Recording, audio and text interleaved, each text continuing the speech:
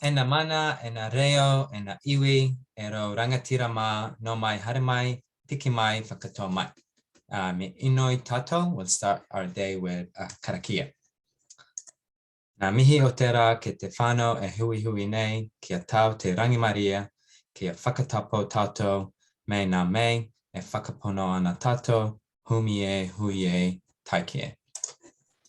Ke te mihi o ki koto katoa o te mai nei, ke te mihi tuatahi, ke te atua, ko te mihi tuaturua, ke nā mate o te wā, hare atu rā, ke te mihi tuatoru, ke te honga ora, tina koto katoa, ko te kopapa o tēnei rā nei, ko te Fundraising Strategy Clinic, ko Sakatoko Inua, no imene aho, hei whakahare kopapa aho ke Hui E community Aotearoa.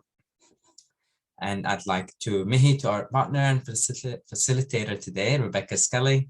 Rebecca is a strategy expert, director and founder of Outside Insights, a strategy consultancy for non-for-profits, and a fellow, of the Fundraising Institute of New Zealand. Kia ora, Rebecca. It's wonderful to have you here, and I acknowledge that you are a professional consultant, but volunteering your time with us today. He mihi nui tine kia koe. I'd also like to mihi to our second partner organization, Fundraising Institute New Zealand, FINZ. We spoke to them in our spring webinar series last November, and today's clinic is a result of an ongoing korero about how we can support small community organizations in their fundraising efforts and make those skills accessible to you all. First, just a little bit of Zoom housekeeping. We're recording this Hui. Use the chat function to ask questions. You can message me directly or Rochelle, and we will facilitate the questions as Rebecca goes on with the presentation. So that's probably enough from me. And now hand over to you, Rebecca. Lead us for the next 30 minutes with your presentation. Thank you so much. Really appreciate it. It's great to be here today. And yeah, I'm looking forward to going through this information with you. We've got a few stops that are scheduled in for questions, so feel free to either add them in the chat or save them for those stops, and we'll see what we can do in terms of answering them. So I'm just going to share my screen. I just want to check that everyone can see that. Yes, yeah. Great, thank you. Okay, so we're talking today about case for support, and particularly how we can use it for funders. So I guess my first question, and perhaps there can be some thumbs up in the in your chat, in your screen, is does anyone use a case for support at the moment, have one, or know what it is?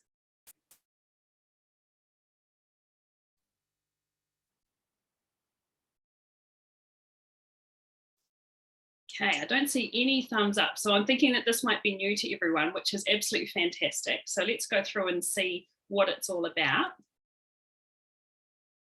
So we're going to be just touching on 3 particular topics today: what it is, what is the narrative you need to provide to funders, and what do funders want or need to hear. So using that information and filtering it down. I've got some images throughout this presentation. It's just of other cases for support that have gone into a design function. So you can see different examples throughout. And I've also got some links in the presentation that I can share afterwards of other people's cases for support, other organisations.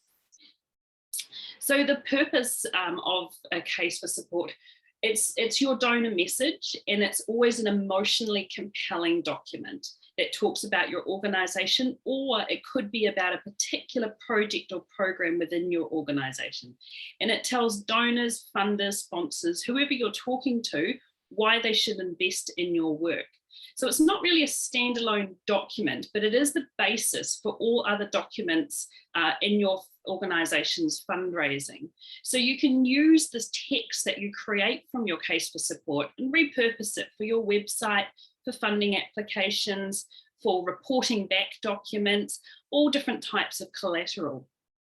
You could also use some of the, if you've got it, if you end up with some design elements in there, you can then reuse that in different ways as well.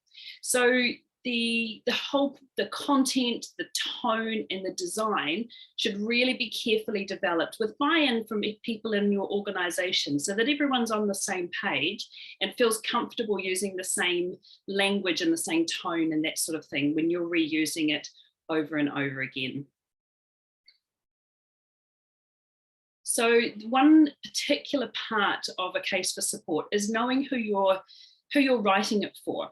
This is not an internal document. This is very much an external facing document. So therefore you want to understand who's the recipient, who's going to read it, what level of knowledge do they already have about your organization?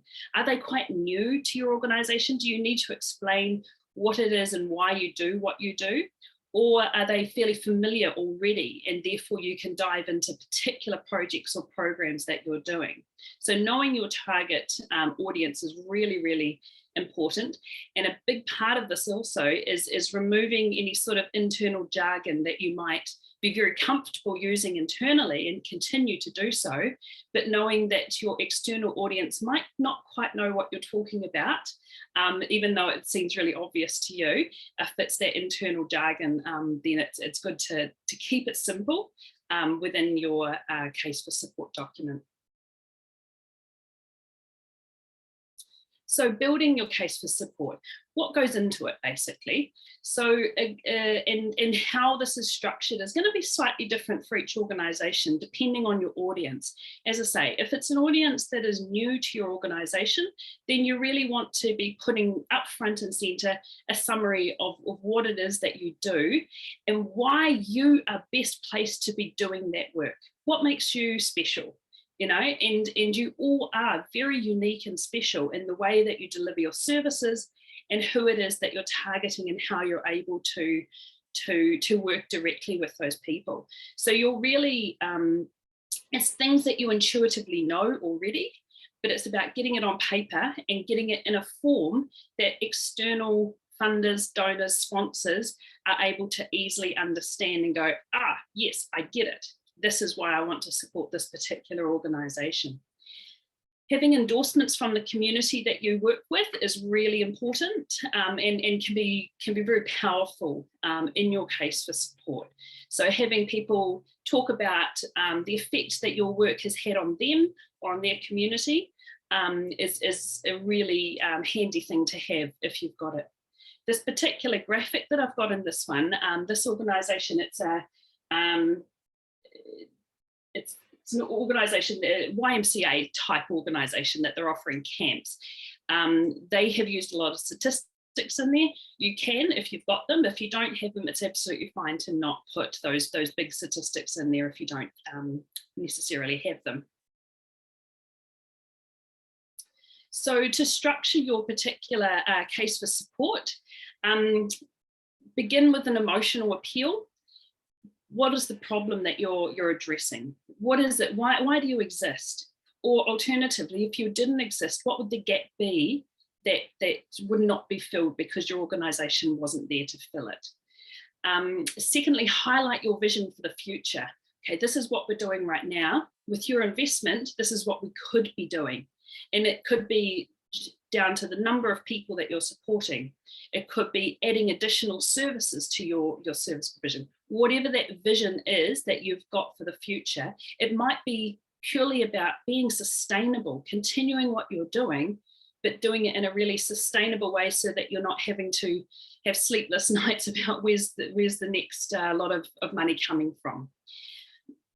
Connect your vision to your work. Why is that vision so important to the work that you're doing? How does that vision marry beautifully with your mission? Prove that you're making a difference. So, and this might seem, it's like, oh, why should we have to do that? But these are organizations or individuals who don't know you particularly well, potentially, and they want to get inspired by you. They want to be filled with passion to want to join in and invest in your organization. So if you can prove that you're making a difference to the world, to your community, wherever you're making that difference, then it's going to be really, really powerful. And making sure that you end with a call to action. Ending your case for support with the prove you're making a difference is great, but it's not going to get anything unless you add what it is exactly that you want people to do. And how much, ideally, how much you want from them, and why and when, and that sort of thing. So that call to action. So tips for writing your case for support. There's a bunch of things here. When we talk about make your case donor-centric, I've suddenly realized I've used some fundraising jargon in there, which wasn't, maybe I can say I'm illustrating my point as to how not to use jargon. But being donor-centric basically means you're putting yourself in the shoes of the person who's reading it. And how do they want to understand what it is, the impact that they can make through investing into your organization. So using a lot of you pronouns and using a lot of with your help, with, this is the impact that you could make if, by investing in with us, by partnering with us, that sort of language. It's very inclusive and it's really powerful when it comes to that case for support. That clear, easy to understand language is taking out the jargon and making it super simple. Write with passion, and everyone's got it. It's there for doing the work that you do. There's passion there, and it's absolutely okay to get that down on paper. And you can always start with the first draft. Could potentially be quite angry. This is really unfair. I'm really frustrated. But then you'd probably revise it for future drafts and take out some of that frustration and anger and try to translate that into passion and why it is you do what you do, and why other people should support and invest in your particular organization. So thinking big is good for some organizations, but not always. It all depends on whether or not you need to think big, and that comes back down to your vision. If your vision is to grow from supporting 100 people to supporting 10,000 people, then obviously you need to think big and show how you're going to get there. But if your organization is very comfortable with those 100 people that you're supporting, need stability, then you can still think big about what does that stability look like. Making it visually appealing and easy to read. Doesn't need to go to a professional designer, but just making sure it's nicely well spaced and using color and that sort of thing. Breaking it up into different sections is really helpful, and in the previous slide I had some suggested sections there. Avoid using multiple people to write different sections. So what this means is it just doesn't quite flow if you've got different people writing different things. It's okay to come together as a group and brainstorm what can go in the sections, but you really want one person just to shut the door and take all that brainstorming information and just write it out and then send it around for editing. Proofreading, don't worry about length. If you've got a compelling story to tell, it's okay to have length, particularly if you've got it in sections or titles or headers, then it's easy to read. Getting buy-in from anyone who you need. It might be leadership, it might be board members, it might be other members of your community, but getting buy-in so that everyone's on the same page is really important. And it doesn't have to be a static document. Potentially 6 or 12 months down the track, things might change a wee bit, and then there's editing and improving, polishing your diamond, basically. Okay, I can see some chats coming through, so I'll keep going. Just got one more slide before the first set of questions, and then I'll pause. So this here is some examples of case for support. So there's not many, I know that there's a lot of New Zealand charitable organisations who have cases for support, but not many of them publicly put them on their website, which I think is a bit of a shame. So all the examples, unfortunately, are from overseas. The first one's UK and the bottom two are Canadian, but you can get a real idea of how the structure of these cases for support really how they look and how they can work for you. So some of them are for particular projects and some of them are for the organisation as a whole. So I'm just going to pause here and see if you've got any questions before I get into the next stage of the presentation. Feel free to pop them in the chat or just ask them and just unmute yourself. But we already have one question, Rebecca, and it's from Nola. And it says, can you give us examples of prove you're making a difference? How do you prove you're making a difference? Coming from an environmental education perspective. Yeah, I love organisations. I love all organisations, but environment is particularly close to my heart.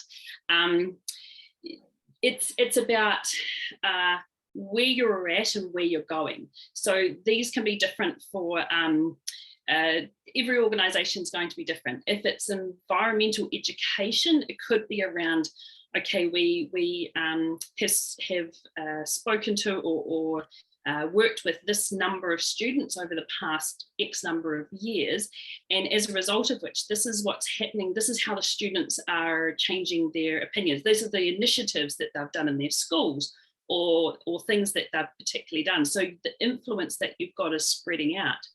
If it's environmental, like pest control, then that's easy, that's numbers sort of things.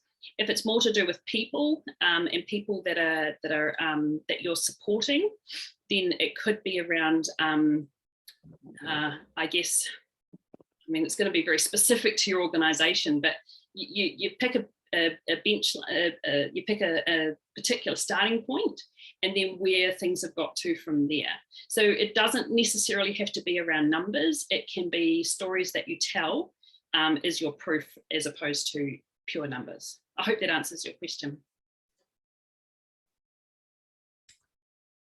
No response. I'm taking that as a good answer to the question. We've got another one, Rebecca, and it's from Kevin, and it's any comments on print versus online cases as in for the presentation of the material?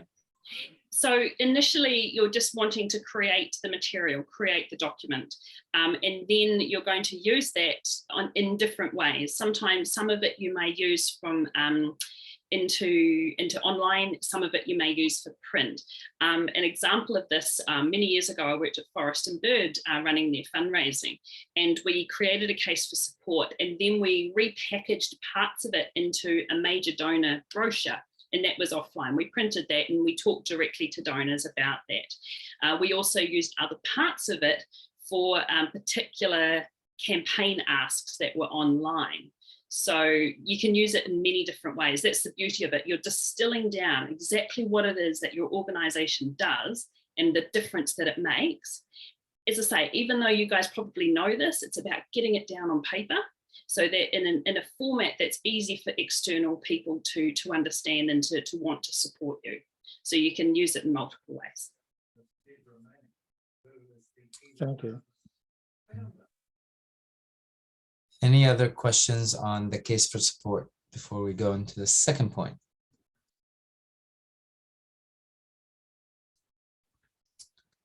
If you think of anything during, I guess, the presentation, just make sure you pop it in the chat and we'll ask it as we go. But yeah, I think that's it for now, Rebecca. Great, okay. Share my screen again. Okay, so the next two sessions are a little bit shorter because I know that there's limited time. So this next one here is around you know, what's the narrative you need to provide to funders? So it's taking elements of your case for support, but I'm really going to focus these next two bits more on specifically with funders and grant funders, because I know that's where a lot of organisations are putting their focus for fundraising. So it's really the narrative that will help the grant maker determine whether or not your work needs to be funded or deserves to be funded. And I know that that's an oversimplification because there's other elements that go into the decision making for a grant provider. The first one being how much money they've got to disperse. And you might have a perfect project that ticks all their boxes, but there's just too many other organisations and unfortunately you miss out. But if you've got a good grant narrative, it can certainly give you the edge over organisations that haven't spent the time and effort in doing that. So the narrative, I've called it covers the meat of your proposal, covering your purpose objectives, why is your program important, the description, the timeline, and the projected outcome. So that's what it's going to cover. If you've already got an organisational case for support, then you can use that in your organisation section of different grant applications, and you can also use it to package into your project as well. So the grant narrative, you really want to think of it as the story that you want to tell, that's got, and like every good story, it's got a beginning, a middle, and an end. So the beginning is sorry, I'm just going to move this chat box out of the way so I can see my screen. It's incorporating background information of your organisation, or a detailed description of your project if the funder already knows you. If it's a funder that you've got a good relationship with already, you can probably skip the background information on your organisation. They just want to get to the meat of it and what it is that you're going to be doing. The middle should really get more specific with around the timeline narrative and that sort of thing, but also about the objectives or goals of the project and who it is that you're focusing on.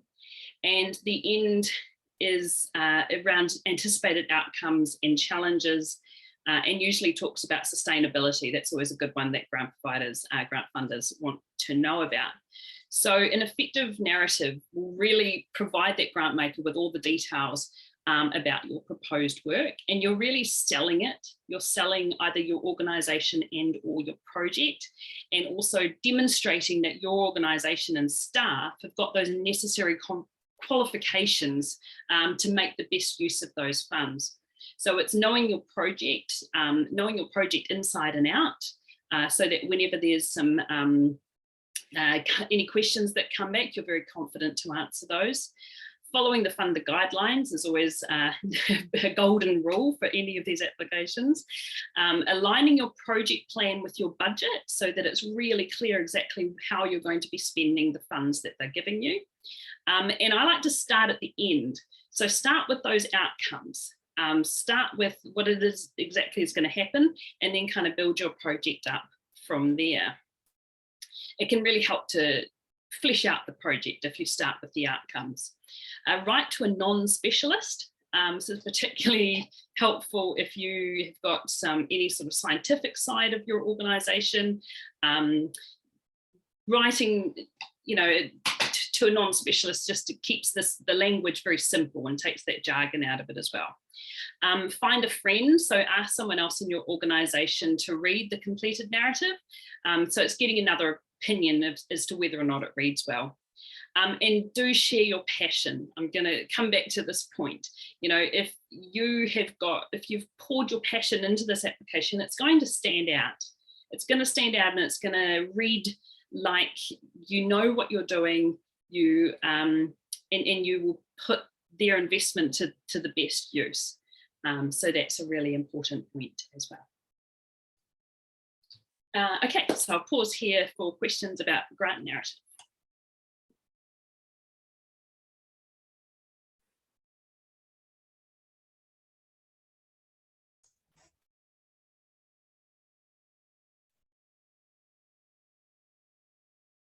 Or not, that's okay. I'll keep going to the last section then.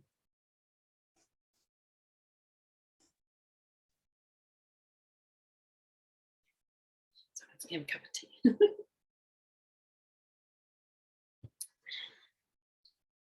So what do funders, I guess, want or need to hear is the focus on this particular last section.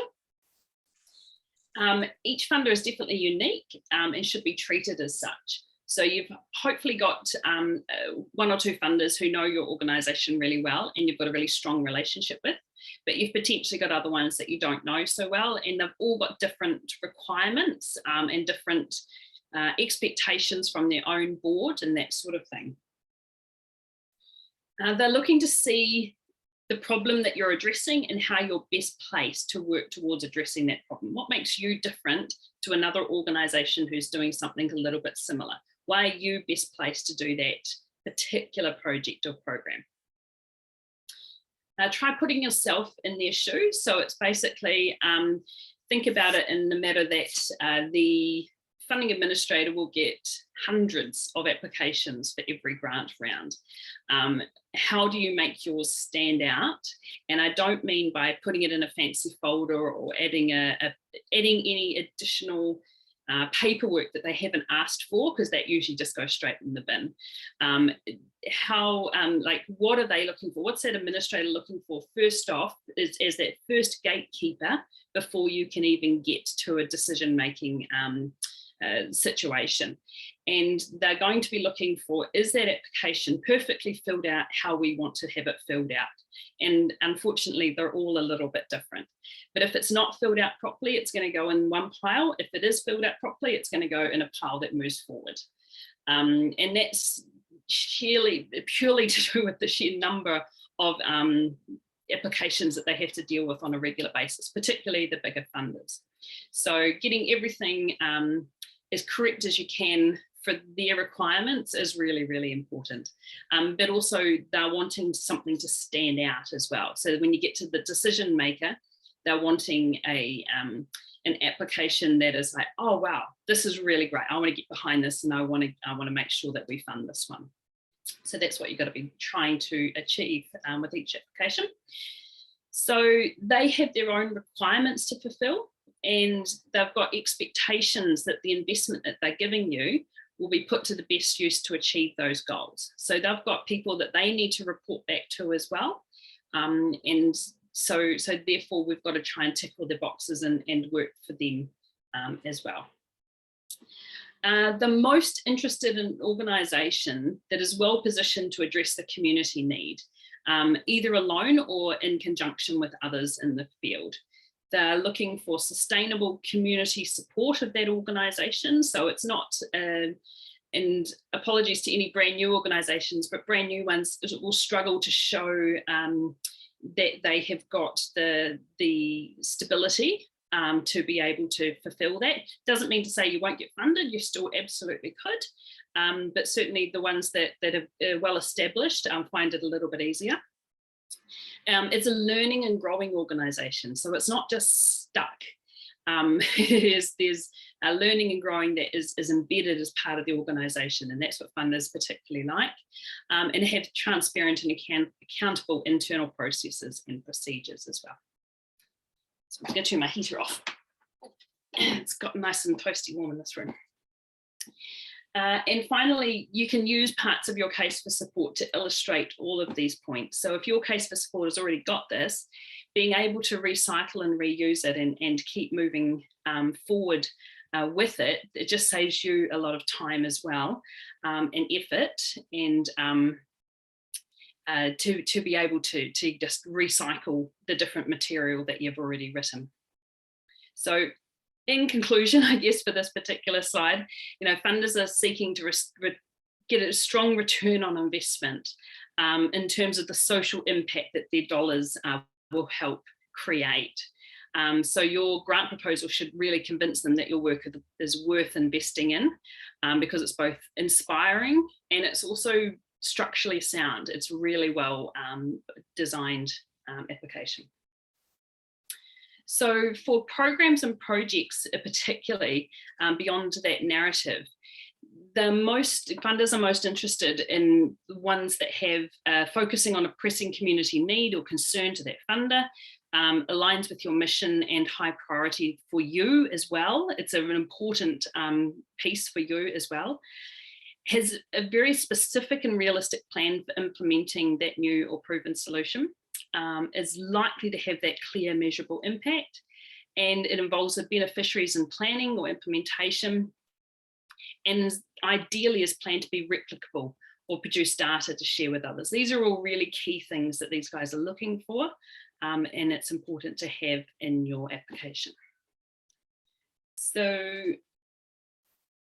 moving on to the third lot of questions here, and I see that there is a couple that have come through already. So let me do this stop share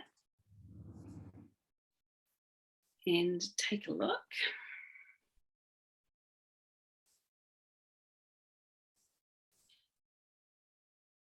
We have one from Rochelle and the other one from Katie, Rebecca.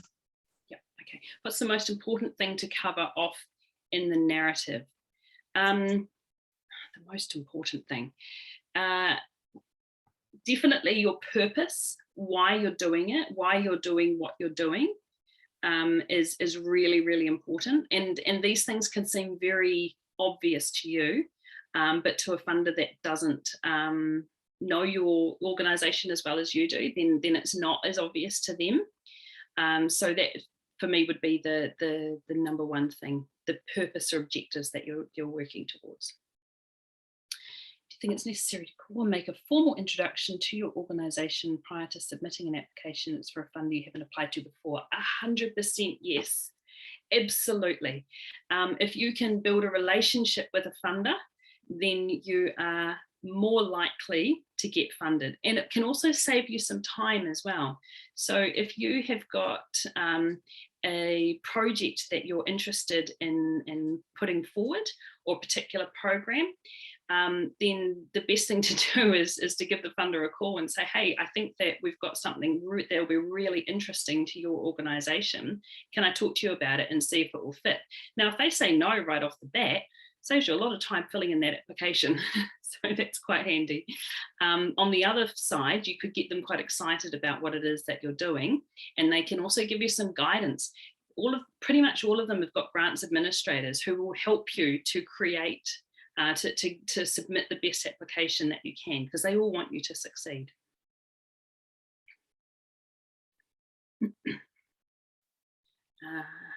Hi, Mike, you said the grant narrative should talk about sustainability. Can you expand on this? Sustainability for an arts organisation.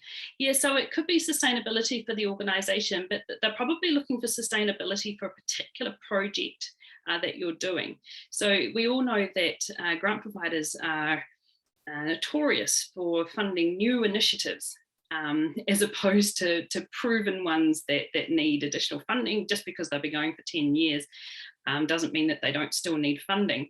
So what so many grant providers who do support new initiatives are looking for how is this going to be sustainable after we stop funding you? So it's a question that has been debated and discussed for many, many years, and it all depends on your organisation and what it is that you're doing. It could be something that could turn into a service provision that is either subsidised by a particular funder or government, or even a pay for services type thing. Or it could be something that you know that you just need to prove the concept to be able to gain additional funding. But it's certainly a tough one, and it's very unique for each organisation. So I'm not sure that I've answered that one very obviously, very clearly, because it all depends. Nola, on a previous slide, you talked about what internal procedures and recording. Can you expand on that? Understand which bit I'm referring to. Let me just go back. Internal procedures and recording. Sorry, Nola, if you're there, do you mind expanding on that?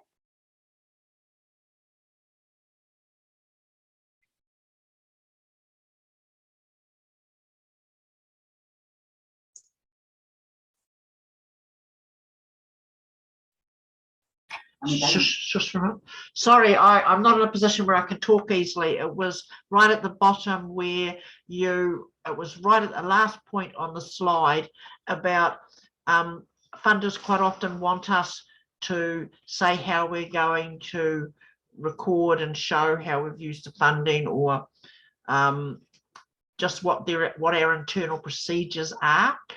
And rather, I was looking at it from a non-financial point of view, the other type of recording people's feedback and that sort of stuff. Right, I think I found the bit you're talking about. So I've got, is planned to be replicable or will produce data to share with others. So again, it's an ideal situation if you're able to replicate what you've done because you've learned from it and potentially expand it. So for example, you might have a program that you are piloting in one particular part of the country or your region, and you know that if that goes well, then you're going to be able to replicate it in other areas that you cover. And the other one is producing data to share with others. So again, it depends on the project, it depends on your organization, but what they're looking for is your ability to learn and grow. Even if you don't show it, it doesn't mean your organization can't learn and grow, but they're not inside your organization, they're external to you. So they're looking to be, really clearly articulated how it is that you can learn from the work that you're doing and either scale it up or ensure that it works really well and you learn from the bits that don't work well. So that's what they're looking for. And all of these things I've put in here is like a 100% ideal scenario. And I'd be very surprised if any organization anywhere can tick everything off. But if you can do as much as you can within this, then I think that would be good. Okay. Yes, thank you, Leo. That's the bit that I found. And it sounds like I've got NOLA ticked off. Done that one.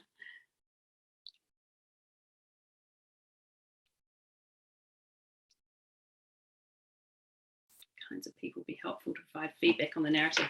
Depends on your organization, as always. If it's a bigger organization, then you're going to want to grab people from different parts. I sometimes finance people amuse me because they see things in a particular way, and they don't usually see narratives in the same way as a fundraiser would, or as anyone in other positions. But I do quite like getting finance people to read it because I feel like so many of our funders have come from an accountancy background. And not all of them, but quite a few, and same with chief executives as well. So if your finance person has got some time to give you feedback, it's going to be very different feedback from anyone else. So that can be quite interesting and quite helpful. Apart from that, particularly for the wider case for support, I would very much encourage you to share it within the community of people that you're working with or for. Because getting their feedback and buy-in is going to be very beneficial to you as well. But yeah, as wide as you can within your network or community. I've got one, Rebecca, and I think it's because this document is obviously very helpful, but would you recommend that it's just focused, short, or do we try and get as much information there just so then we can take from it to make specified applications and pitches to different funders and grant providers? Yeah, it's going to depend. I mean, you can always start long and then cut it back. If it's an external document, you're not going to get people reading 10 pages. But if it's well designed and well spaced out, you might get people reading 4 pages. But if you've got a nice 3 or 4 page document that you know that you can slice and dice into other ways, then that might be a good amount for you. But if I did one for another organization, a small a foundation that gives out grants to mental health community groups. And their one ended up being less than 1 page. They just wanted something super short, almost like a elevator pitch that they could just use in the limited capacity that they wanted to use it in. And they got it down to the minimum number of word count you could possibly imagine for a case for support. Thank you. Are there any general questions? You can unmute or just write it in the chat and we'll ask.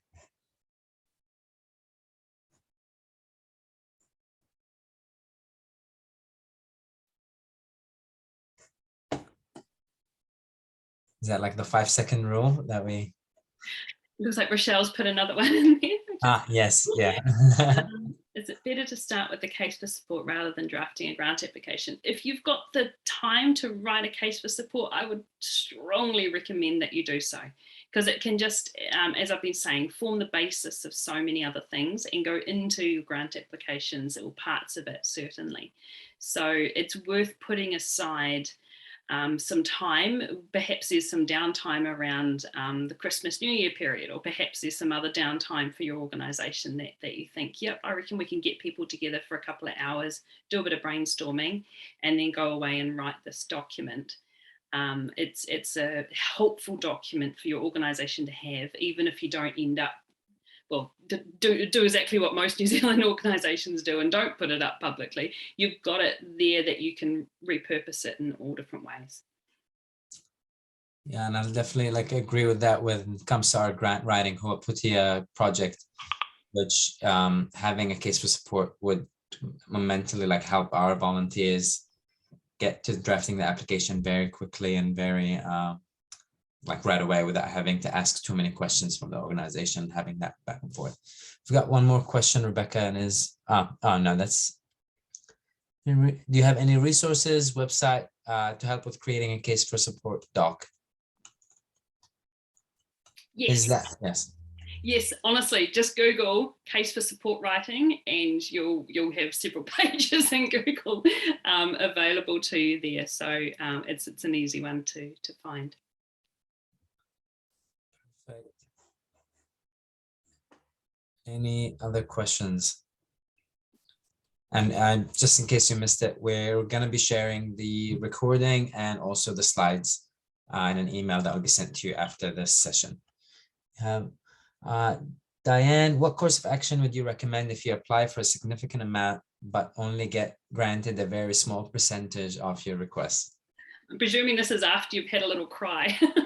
It's really disappointing, and it happens more often than we want to think or want to know.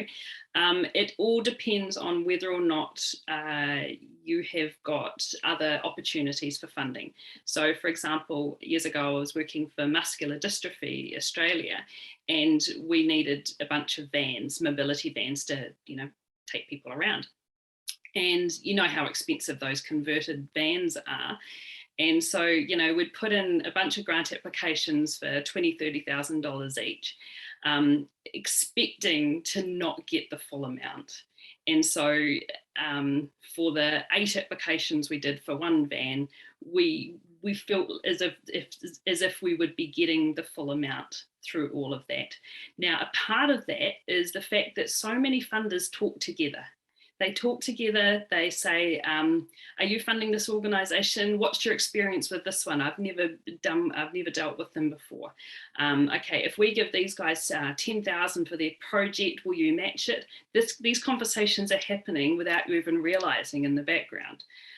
So funders get together, funders know each other, funders talk to each other, and if you have accidentally managed to get bad reputation potentially for doing something naughty, which I don't imagine anyone here has done, then you are likely to miss out on funding across the board just because of that network that they've got.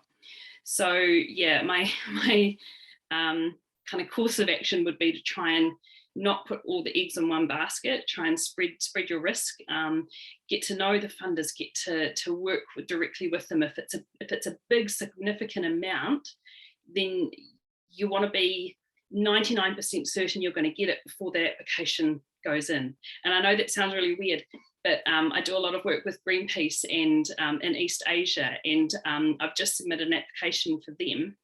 It's $1.2 million US, right? This is a big grant. Now I know, I've just hit submit yesterday, I know that we're going to get that money, because we've been working with this funder for the best part of 12 months in the build up before we even put the application in. So that's a bit of a different situation because it's a much bigger one, but you can apply the same logic for smaller applications, getting to know the funder, getting to get them to know you and your project and get them excited about it. So by the time the application goes in, you can feel fairly confident that it's going to be successful.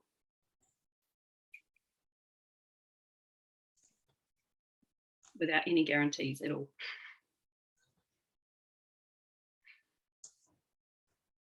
Do we have any more questions? If not, we can, salaries. Yes, okay, so if salaries are needed, is it recommended to only apply for 3 months from one funder rather than several?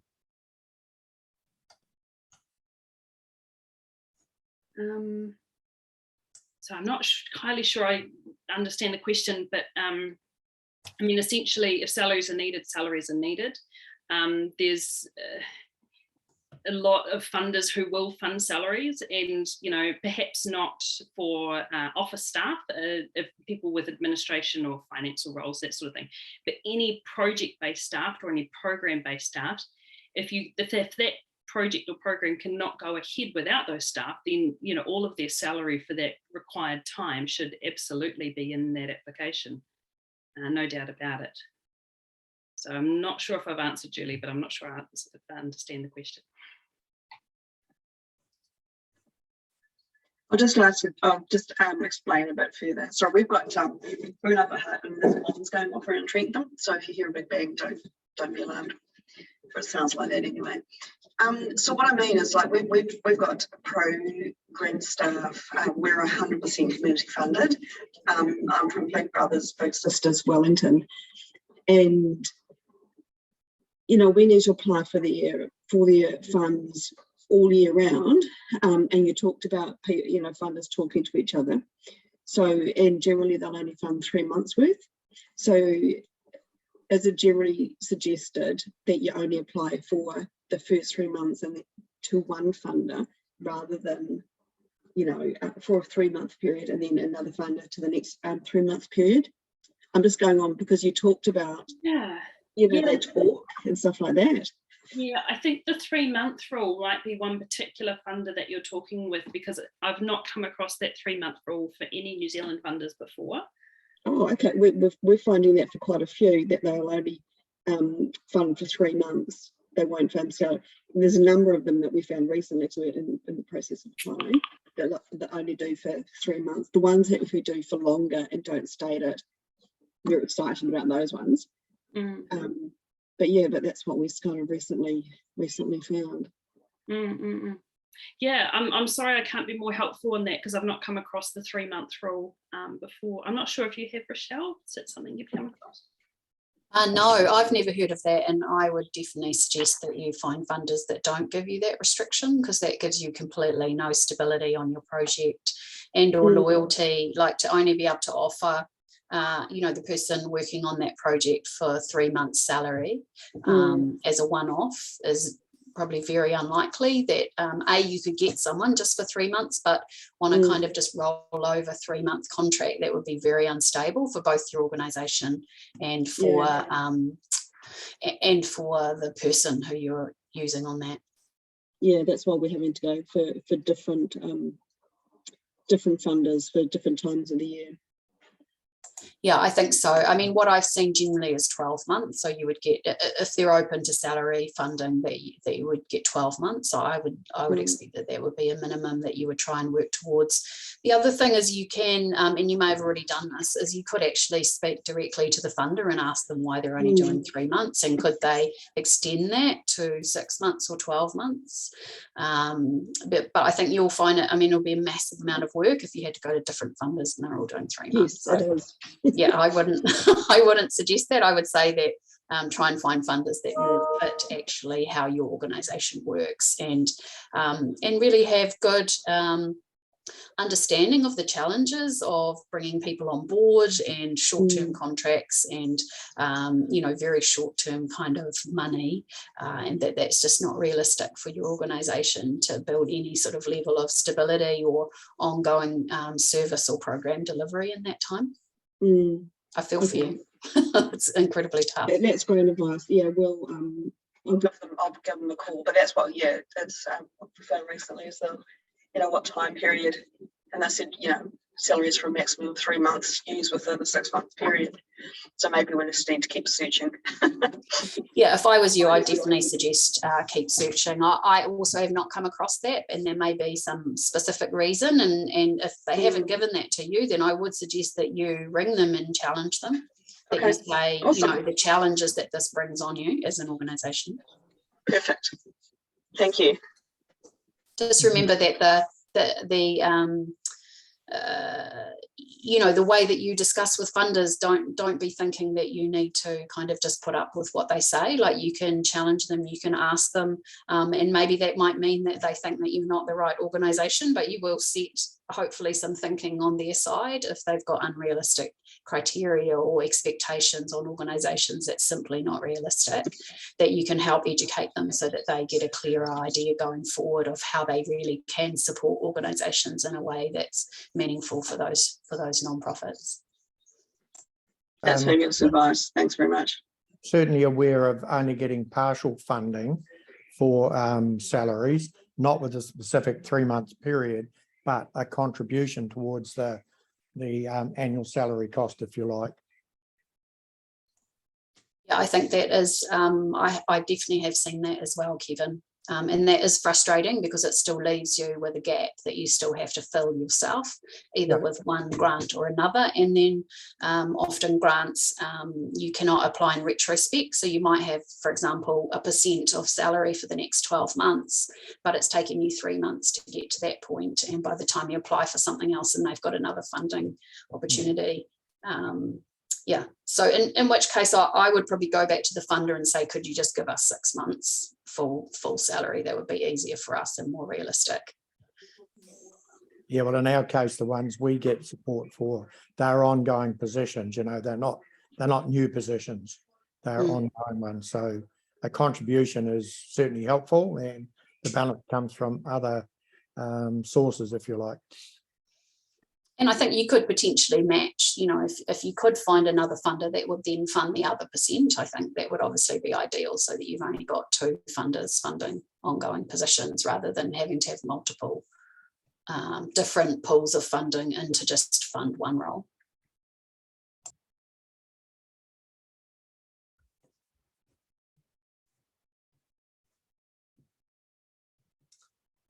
Thank you, Rochelle and Julia and Kevin, for those 2 questions. Are there, take maybe one last question before we wrap up, if there's another question.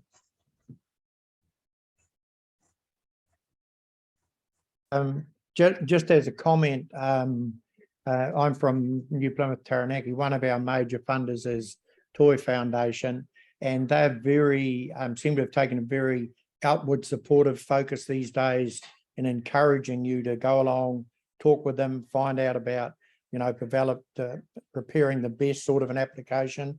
And as Rebecca has said, you know, working with them along the way so that when you get to put your application in, you've got a pretty good chance of getting it. So that seems to be a bit of a change, you know, that they're very outward supportive, wanting to find a way to work with you as opposed to find a way that they're not going to fund you or only partially fund you. So that's really good, and it's great to work with them on that basis. I think absolutely they're the ideal funders that you want to work with, the ones that are keen to really connect with you and understand you as an organisation, how they can best support you, are also wanting to improve their own processes, simplify that down, make that an easier and more productive relationship that they might have with you, rather than just a passive submit a funding application, they fund you or they don't. So yeah, really encourage you to keep those relationships going. They're the ideal funders. Unfortunately, not all funders are like that, but we love the ones that are like that. I really affirm the ones that are like that. That makes a huge difference. Yes, definitely. And we've recently worked also with a funder who did a collaborative funding approach where they were only able to give half of the funding requested, but they worked with another funder to make sure that they talk to the community group and actually grant them a total of what they asked for. So it's changing and we're working towards it, but it's a slow change. Yeah, with that, I've just shared a link to our survey, which helps us understand how you thought of this webinar and also other webinars, if there are any topics that you'd like us to cover. We'll also send it in the follow-up email. But for now, I'd like to thank you all. Noreira, that's all the time we have for today. Rebecca, thank you for sharing your knowledge and time. A pleasure as always. All of you for your participation and asking the questions. Please sign up to our network, sign up to FINS and Outside Insights. We'll send all of these links in the follow-up email as well. I'll just close us with a karakia. Ka whakairia te tapu, kia wātia ai tiara, kia tūruki whakataha ai, kia tūruki whakataha ai, hui e taikia. Smart tariki, so make sure you enjoy the long weekend, reflect on the past, think about the future, and celebrate today. So thank you for joining us today. Ka kite.